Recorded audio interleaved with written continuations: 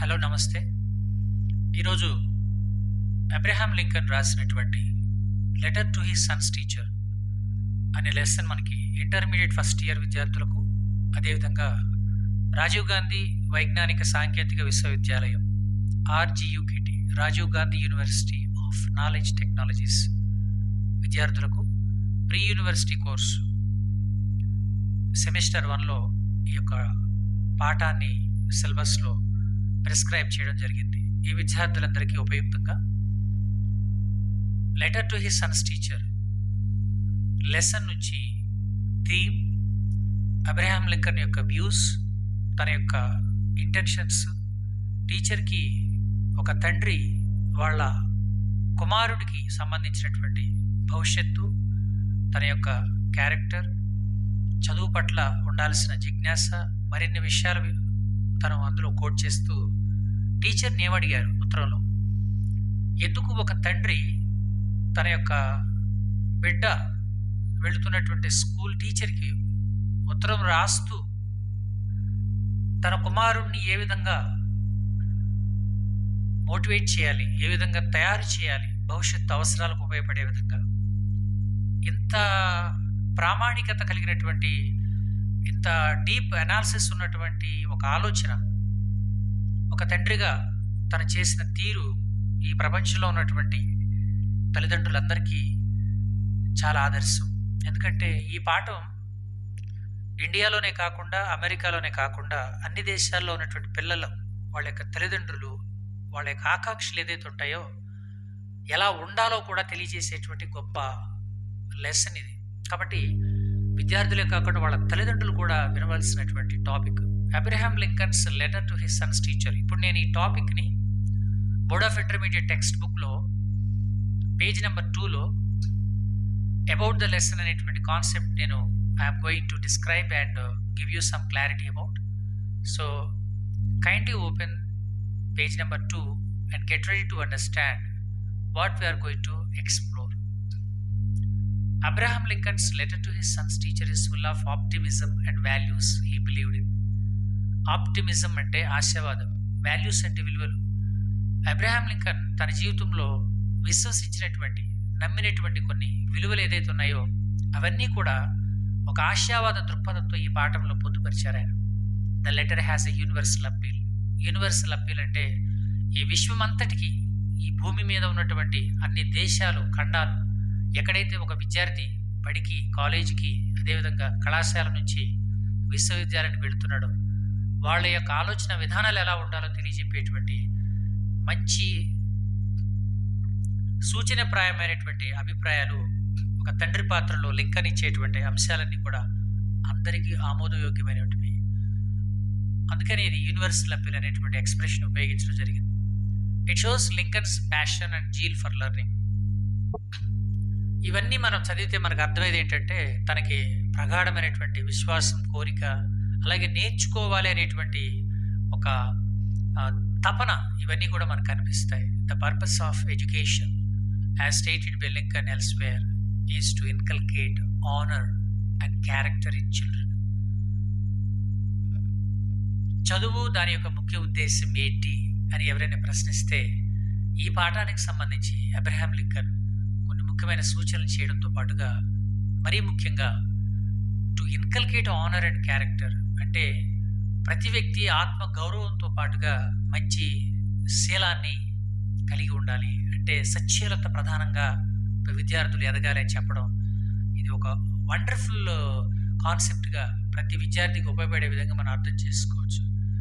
విద్య యొక్క ముఖ్య లక్షణాన్ని మనం ఈరోజు డబ్బు సంపాదనకే చూస్తున్నాం, కానీ లింకను విద్యార్థి యొక్క సర్వతోముఖాభివృద్ధి మరియు వ్యక్తిత్వం, ఈ రెండు విషయాల మీద ఆయన ఫోకస్ చేయడం గొప్ప విషయం. Lincoln believed that education is a potential tool for building the all round personality of the student, transforming him in to a successful human being and an excellent global citizen. Education is a powerful potential tool. ఎంత గొప్ప ఒక instrument లాంటిది ఇది, ఒక వస్తువు. అంటే ప్రపంచ స్థాయిలో ఒక వ్యక్తి ఎదగాలంటే, అన్ని రకాలైనటువంటి సర్వతోముఖాభివృద్ధి సాధించాలంటే విద్య చాలా అవసరమని నొక్కి చెప్పినటువంటి పరిస్థితి మనం ఈ పాఠంలో చూస్తాం. అదేవిధంగా all round personality of the student అంటున్నారు. ఆటల్లో, పాటల్లో, మరి పెద్దలను గౌరవించడంలో, వాళ్ళ యొక్క ఆర్థిక విషయాలు ప్లాన్ చేసుకోవడంలో, హెల్త్ విషయంలో, మరి సమాజంలో ఎలా మెలగాలి, ఎలా ఎదగాలి అనే విషయాలు ప్రతిదీ కూడా నేర్చుకున్నప్పుడే వాళ్ళు పరిపూర్ణమైనటువంటి విద్యను అభ్యసించిన వాళ్ళు అయ్యారు అని చెప్పడానికి అవకాశం ఉందని లింకన్ యొక్క అభిప్రాయం. ఇది ఎలాంటి మార్పులకు దారితీస్తుందంటే, it transform him into a successful human being and an excellent global citizen. Excellent global citizen ఎలా అవుతారు? థింక్ లోకల్, యాక్ట్ గ్లోబల్ అంటారు కదా. అంటే మనం మన యొక్క మూలాలు, మన యొక్క రూట్స్, మన యొక్క కల్చర్స్ ఏది కూడా మర్చిపోకుండా అంతర్జాతీయ ప్రమాణాలతో మన యొక్క జీవన శైలి, అలాగే ఉద్యోగాల నైపుణ్యాలు ఉండాలనేటువంటిది ఇటీవల వచ్చినటువంటి ఒక సరికొత్త భావన. కాబట్టి ఇలాంటి అంశాలన్నీ కూడా మనకు రావాలి అంటే చిన్నప్పటి నుంచే విద్యార్థుల్లో క్యారెక్టర్ బిల్డ్ చేయాలి. వాళ్ళు ఆత్మవిశ్వాసం కలిగి ముందుకెళ్ళేలాగా తయారు చేయాలి. అది టీచర్ల చేతిలో ఉంది. అందుకనే లింకన్ టీచర్స్ని అడుగుతున్నాడు ఈ లెసన్లో. The letter has a far-reaching impact on the whole gamut of education. ఈ విద్య అనేటువంటి ఒక రంగం ఏదైతే ఉందో దానిపైన అత్యంత ప్రభావాన్ని చూపినటువంటి ఒక గొప్ప లేఖ ఈ పర్టికులర్ లెటర్. కాబట్టి ఇది ఏదో 4 అంశాలు, ఊకదంపుడు కబుర్లు కాదు, ఏదో టైంపాస్కి చెప్పినటువంటి విషయాలు కావు. ఎప్పటికీ విద్యార్థి లోకానికి కానీ, విద్యార్థులకి మంచి బోధించి వాళ్ళని అన్ని విధాలుగా తీర్చిదిద్దే ఉపాధ్యాయులకి అందరికీ ఉపయోగపడేటువంటి ఒక కరదీపికగా చెప్పుకోవచ్చు. It answers a number of challenges encountered by policy makers of education today. ఈరోజు విద్యారంగంలో చాలా మనకు ప్రభుత్వాలు కొన్ని పాలసీస్ చేస్తూ ఉంటాయి. మనకు ఉన్నటువంటి వనరులు, విద్యార్థుల యొక్క లెర్నింగ్ కెపాసిటీస్, మరి బడ్జెట్స్ ఇవన్నీ చూసుకుని మార్కెట్లో డిమాండ్ ఉన్నటువంటి కోర్సెస్ ఏదైతే ఉన్నాయో ఇండస్ట్రీకి రిలేటెడ్గా ఉండటానికి వాళ్ళు ఎప్పటికప్పటికే రిసర్చ్ చేసి కొత్త కోర్సెస్ని ఇంట్రడ్యూస్ చేయడానికి ప్రభుత్వాలు ప్రయత్నిస్తూ ఉంటాయి with the help of some organizations. అయితే it answers a number of challenges being encountered by the education policy makers. So ఏదైతే పాలసీ మేకింగ్లో బిగ్ విగ్స్, మరి థింక్ ట్యాంక్స్ కూర్చుని తర్జన పడుతూ ఉంటారో వాళ్ళకి కావలసినటువంటి సమాధానాలు ఈ లెటర్లో దొరుకుతాయని చెప్తున్నారు. Paragraph number 2.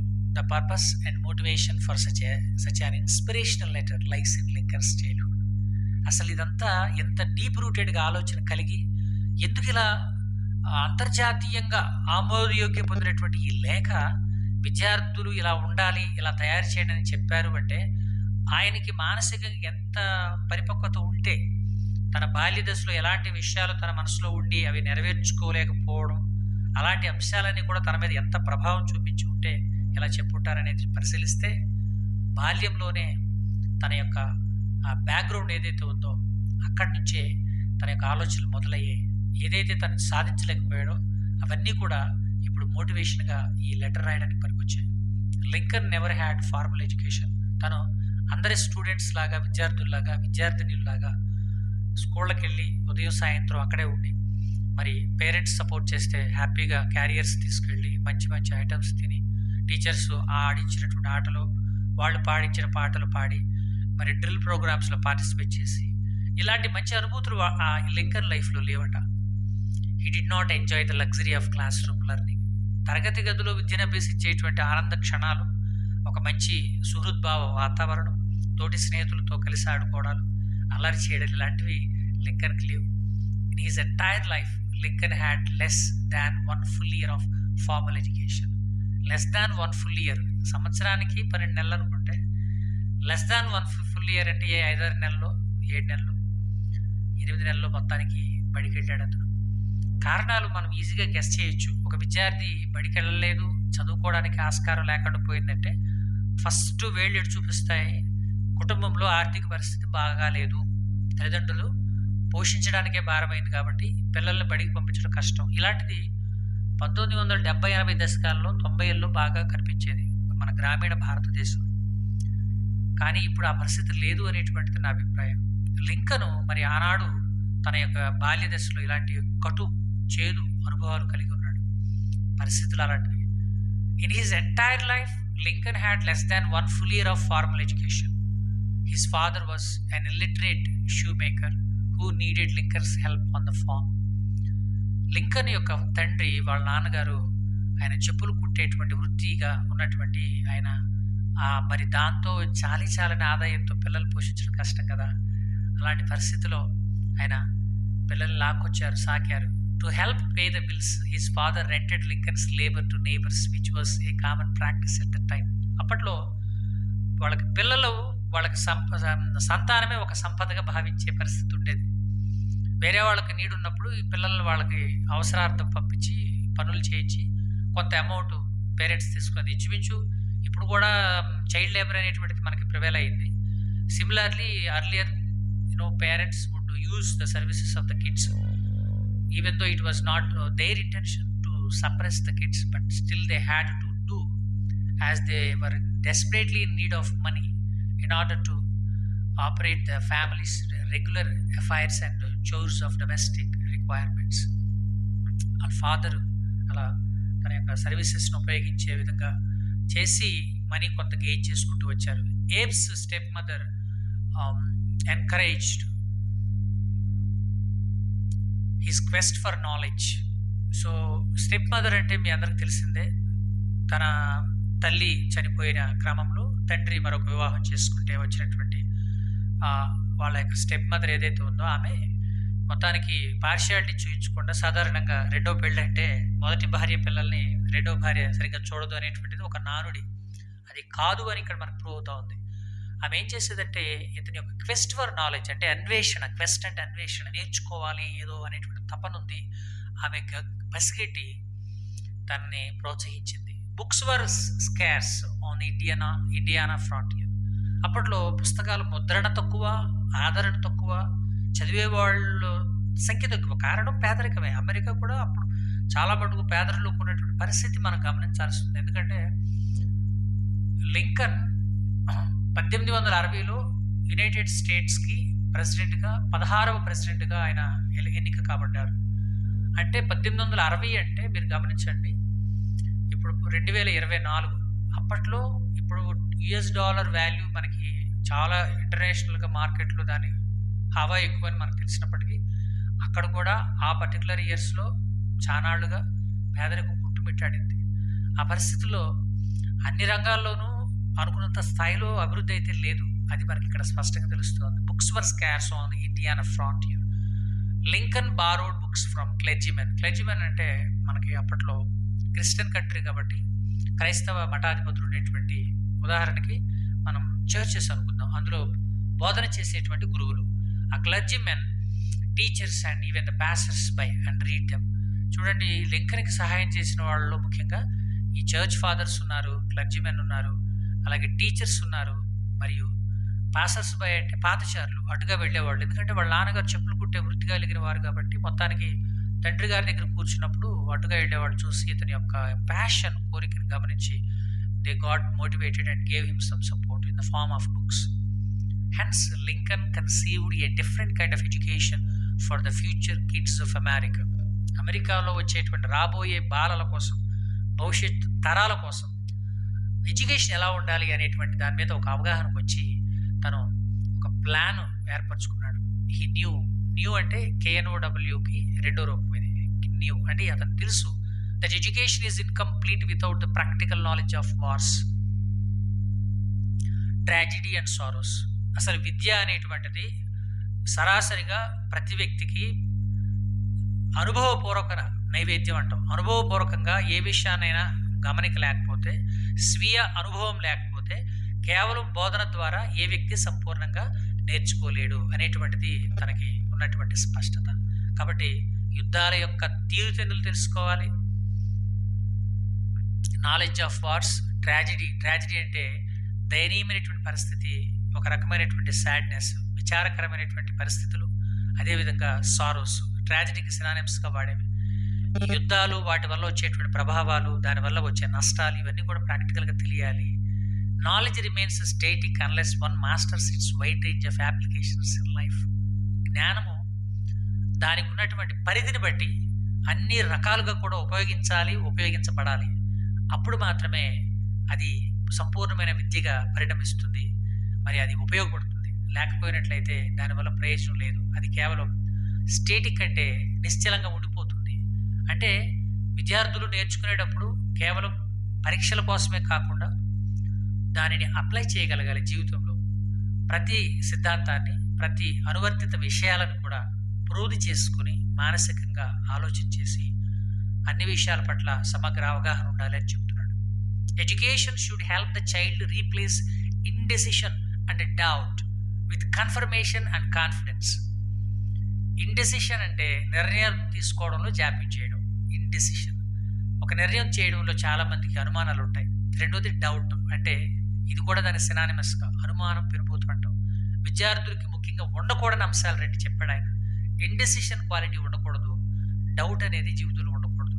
వీటి స్థానంలో ఏమి ఉండాలట? కన్ఫర్మేషన్ ఉండాలట. అంటే ఎస్, ఇది రూఢీగా చెప్పగలగాలి.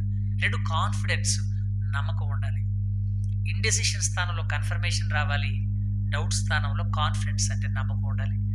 మరి ఇది ఎంత గొప్ప విషయం! ఇది అమెరికన్స్కి కాదు, ఇండియన్స్కి, మన ఆంధ్రప్రదేశ్లో విద్యార్థులకి అందరికీ ఉపయోగం. Lincoln believes that education should inculcate the right attitude in kids. Attitude అంటే దృక్పథం, మనస్తత్వం. మన మనస్తత్వం బాగాక చాలామంది విద్యను అభ్యసించాక ఉన్నత స్థాయిలో స్థిరపడాల్సిన వాళ్ళు చెడ్డ పనులు చేసి జైళ్ళకి వెళుతున్నారు, మరి సమాజంలో అపకీర్తి పాలవుతున్నారు. ఇది మొక్కై వంగనిదే మానే వంగున అనేటువంటి విషయాన్ని ఆనాడే అబ్రహాం లింకన్ గారు గుర్తించినట్టుంది. అందుకనే వారు ఈ విషయం మీద రైట్ యాటిట్యూడ్ ఇన్ కిడ్స్ అనే అంశం మీద స్పష్టంగా తన యొక్క అభిప్రాయాన్ని తెలియజేశారు. Lincoln believes that education should inculcate అంటే పెంచాలి, ప్రోత్సహించాలి, the right attitude in kids. Right attitude ఎలా పెంచాలి? విద్యార్థి అమ్మాయి కానీ అబ్బాయి కానీ, బాలుడు లేదా బాలిక, మరి బడికెళ్ళే వయసు ఈడొచ్చిన దగ్గర నుంచి వాళ్ళు రెండు రకాల ప్రపంచాల్లో ప్రత్యక్షంగా వాళ్ళ యొక్క అనుభవాల్ని పొందుతూ ఉంటారు. ఒకటి తల్లి చేతిలో లేదా తండ్రి ఇంటి దగ్గర, రెండు టీచర్స్ చేతిలో. మరి ఉపాధ్యాయులు, ఉపాధ్యాయునిలు వాళ్ళు చూపించేటువంటి ప్రేమ, చొరవ, మరి వాళ్ళ యొక్క సిన్సియారిటీ, ఖచ్చితత్వం, ఇవన్నీ కూడా విద్యార్థుల యొక్క మానసిక ఎదుగుదలపై ప్రభావం చూపిస్తాయి అనడంలో ఎటువంటి అతిశయోక్తి లేదు. కాబట్టి right attitude is being stressed upon by Abraham Lincoln in kids. Lincoln appeals to his son's teachers to inculcate faith in his son so that he is not discouraged by scoundrels and enemies. Faith ఉండాలి, నీ మీద నీకు నమ్మకం ఉండాలి, నా బిడ్డ మీద తన మీద తనకు నమ్మకం కలిగేలా మీరు ట్రై చేయండి, ఇన్కల్కేట్ చేయండి, విశ్వాసాన్ని పెంచండి. చాలామంది నిరాశ, నిస్పృహతో వాళ్ళు ఇది చేయగలమా, ఇది నా వల్ల అవుతుందా అని సందేహపడుతూ వెనుకంజ వేస్తూ ఉంటారు. అలాంటి వాళ్ళకి లింకన్ మాటలు చాలా ఉపయోగకరం. ఇక చాలామంది ఒక పని చేద్దామంటే ప్రోత్సహించడానికి బదులు అసూయతో, నువ్వు ఈ పని చేస్తే ఎలా అయిపోతావు, దీనివల్ల నీకు ఎలా నష్టం కలుగుతుంది, సమయం వృధా అవుతుంది, మనీ వృధా అవుతుంది, కాబట్టి ఇది చేయకపోవడం బెటర్ అంటారు. కానీ ఒకటి గమనించాలి, వాళ్ళ మెజర్మెంట్స్కి మన మెజర్మెంట్స్కి తేడా ఉంటుంది కదా ఫ్రెండ్. అంటే వాళ్ళ యొక్క మనస్తత్వం, వాళ్ళ యొక్క డిఎన్ఏ, మన డిఎన్ఏ ఖచ్చితంగా వేరు. కాబట్టి నీకు నువ్వే ఒక యూనిక్ పర్సన్ అని నువ్వు భావన చేసుకుని మంచి చెడు రెండు గమనిస్తూ అందులో మంచిని స్వీకరించుకుంటూ ముందుకు వెళ్ళిపోవాలి. ఇదే లింకన్ గారి యొక్క అభిప్రాయం. My son should not be discouraged by scoundrels and enemies. ఈ ప్రపంచంలో నీ చుట్టూ స్కౌండ్రల్స్ ఎంతో మంది ఉంటారు.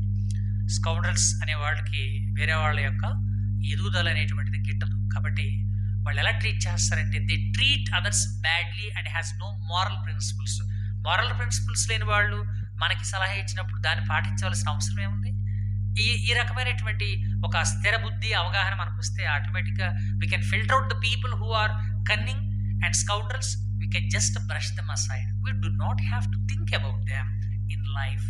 చాలామంది మన యొక్క జీవితాల్లో మన గురించి మనం కాకుండా వేరే వాళ్ళ గురించి, అంటే సమాజం గురించే బ్రతకడానికి ఇష్టపడతారు. సైకలాజికల్గా ఇది ఒక మంచి ఫ్యాక్టరే.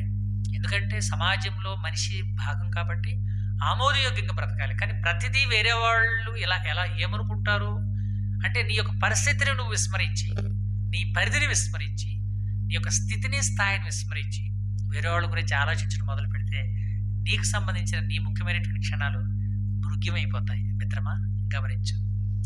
అదే ఇక్కడ అబ్రహాం లింకన్ చెప్తున్నారు, he is not discouraged so that he is not discouraged by scoundrels and enemies. He should be taught the value of honesty. నీతి గురించి చెప్పాలి మా అబ్బాయికి. ఇంటిగ్రిటీ, సమగ్రత గురించి చెప్పాలి. అందరిని కలుపుకోవడం, అన్ని రకాల కులాలు, అన్ని రకాల మతాలు, అన్ని రకాల ఆచారాలు, వ్యవహారాలు అన్నిటిని తెలుసుకుని ఒక సమగ్రమైనటువంటి అవగాహన నా బిడ్డకు కలిగించండి డియర్ టీచర్ అంటున్నారు ఆయన లెటర్లో. And sincere tears. సిన్సియర్ టీయర్స్కి ఆపోజిట్ వర్డ్ మీ అందరికి తెలిసి చెప్పగలరా? మొసలి కన్నీరు అంటారు, అంటే క్రోకడైల్ టీయర్స్. చాలామంది సిన్సియర్ టీయర్స్ కాకుండా ఆపోజిట్ టీయర్స్ని ప్రకటిస్తూ ఉంటారు. దాన్ని మనం చెప్తూ ఉంటాం. అంటే మానసికంగా వాళ్ళు ఏ స్థితిలో ఉన్నట్టు అవతల వాళ్ళని ఆ సమయంలో ఇంప్రెస్ చేయడానికి ఏడ్చే ఒక ఆర్టిఫిషియల్ ఏడుపు. అలాంటి ఏడుపు నా బిడ్డ ఏడవకూడదు. అంటే ఎక్కడైనా సరే నిర్భయంగా, కష్టాన్ని కష్టంగా, ఆనందాన్ని ఆనందంగా స్వీకరించగలగాలి. Sincere tears. ఒక వ్యక్తి బాధపడుతుంటే వాడు సిన్సియర్గా తన యొక్క సానుభూతిని లేదా ఎంపతిని చూపించగలగాలి. అలాంటి మనస్సుని కలిగే విధంగా వాడిని బోధించండి, ట్రై చేయండి. ఆనెస్టీని ఇవ్వండి. వాటిలో ఇంటిగ్రిటీ పెంచే మార్గాలు చూపించండి. He should be taught the value of honesty, integrity and sincere tears. His son should learn that there is a friend for every enemy and a hero for every villain. ఇవి opposite expressions కనిపిస్తాయి. Friend versus enemy, hero versus villain. ఏంటది?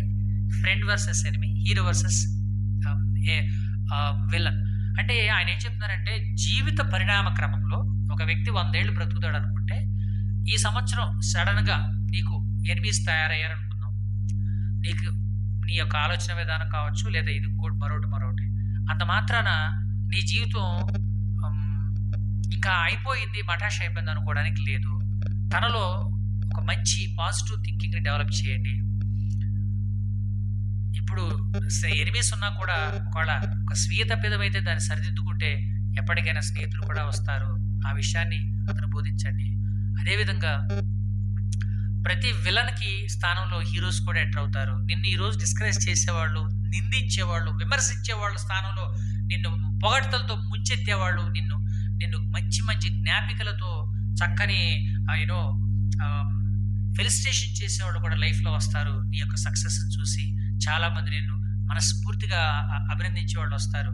అలాంటి విద్యార్థులకు తయారవ్వాలంటే ఉపాధ్యాయుల చేతిలో ఉంది. కాబట్టి లింకను ఇలాంటి 2 పొలారిటీస్ ఉన్న పాయింట్స్ చెప్పి మీరు నిరాశ చెందొద్దు, మంచి రోజులు వస్తాయి అనేటువంటి భావాన్ని పిల్లల్లో పెంచండి అని అడుగుతున్నారు.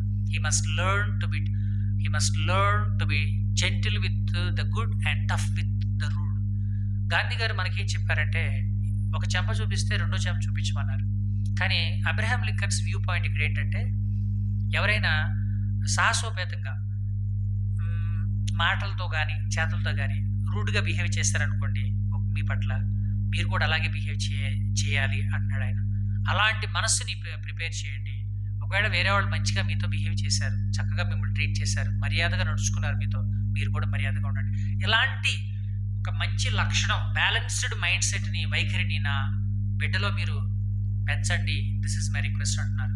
He should be taught how to distance sadness with laughter. మరొక ముఖ్యమైన విషయం ఏంటంటే, విచారం, కష్టాలు, మరి సంఖ్యలు, జీవిత సంఖ్యలు ఇవన్నీ ఎప్పుడు ఉండేవి. వాటి స్థానంలో ఆనందం, మంచి చిరునవ్వు, నవ్వడం, దాని ద్వారా పొందే ఆత్మానుభూతి, ఇవన్నీ కూడా ఎక్స్ప్లెయిన్ చేయండి. He should learn. లేకపోతే నిరాశకు గురైనటువంటి వ్యక్తి ఎప్పటికీ అందులోనే ఉండిపోతాడు. కాబట్టి ప్రేరణ చాలా అవసరం. కష్టాలు ఎప్పుడు ఉండవు, మంచి రోజులు కూడా వస్తాయనే విషయాన్ని తెలియజేయండి. His sun should be trained to listen to everyone only to filter the same on a screen off truth to arrive at a decisive action. చాలామంది చాలా విషయాలు ఎప్పుడు చెప్తూనే ఉంటారు. చెప్పేవాళ్ళు ఎక్కువ మంది ఉంటారు, చేసేవాళ్ళే తక్కువ మంది ఉంటారు. కాబట్టి ఎంతమంది చెప్పినా కూడా వినాలి వాడు. కానీ కొన్ని విషయాలు స్పష్టమైన అవగాహనతో ఫిల్టర్ అవుట్ చేసేసి అతి ముఖ్యమైన విషయాలు ఏదో అతను గ్రహించగలిగే శక్తిని మా పిల్లవాడికి ట్రై చేయండి. He must be made to understand the value of hard work and the need to stay away from envy and enjoy quiet laughter. ఎంత ముఖ్యమైన విషయం చూడండి. కష్టించి పని చేయడం, కష్టే ఫలి. ఎవరైతే కష్టపడతారో వాళ్ళు సుఖపడతారనే విషయాన్ని తెలియజేయండి. అదేవిధంగా stay away from envy. Envy అంటే అసూయ, మత్సరం, మరి క్రోధం, మనసులో ఉండేటువంటి ఒక భయంకరమైనటువంటి చెడు లక్షణం. ఇతరుల పట్ల ఎప్పుడు గ్రడ్జ్గా ఫీల్ అవడం, కన్నింగ్ యాటిట్యూడ్ ఉన్నవాడు మాత్రమే ఇలాంటి లక్షణాలు కలిగి ఉంటారు. అలాంటి రకమైనటువంటి లక్షణాలు నా బిడ్డలో ఉండడానికి వీల్లేదు. ఇలాంటివి లేకుండా మీ యొక్క హస్తాల్లో నా బిడ్డని ట్రైన్ చేయండి. ఎంత గొప్ప స్ఫూర్తిని కలిగించే మాటలంటివి.